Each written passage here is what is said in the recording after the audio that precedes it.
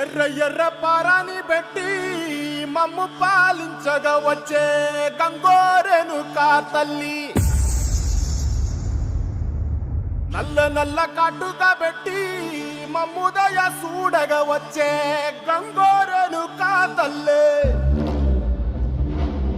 కల్లు కల్లు గజలు కట్టి మమ్ము నడిపించగా వచ్చే గంగోరెను కా తల్లి